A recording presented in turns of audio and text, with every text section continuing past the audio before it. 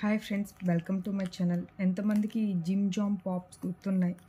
ఇవి ఇప్పుడు ఎలా వస్తున్నాయో నేను వీడియో ఓపెన్ చేసి చూపిస్తాను.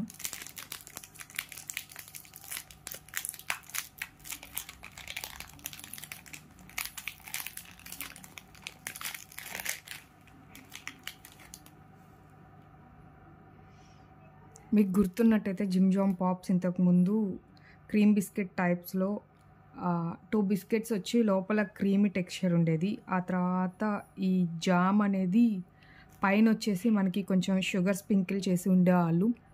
ఇవి ఇప్పుడు ఇలా వస్తున్నాయి.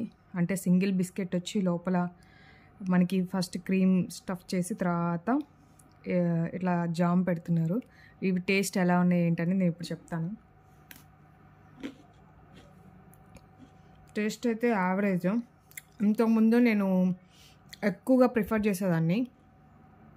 అప్పుడు compare to last time this time is okay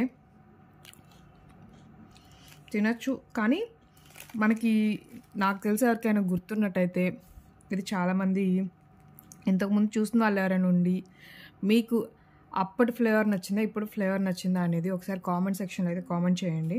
నాకైతే ఇంతకుముందు చాలా అసలు కావాలని ఇవి నేను వెతుక్కొని మరీ కొనుక్కునేదాన్ని. తర్వాత అనుకోకుండా మొన్న మేము డీమార్ట్కి వెళ్ళినప్పుడు కనిపించాయి. సరే ఎలా ఉంటాయని ట్రై చేస్తామని తీసుకున్నాను.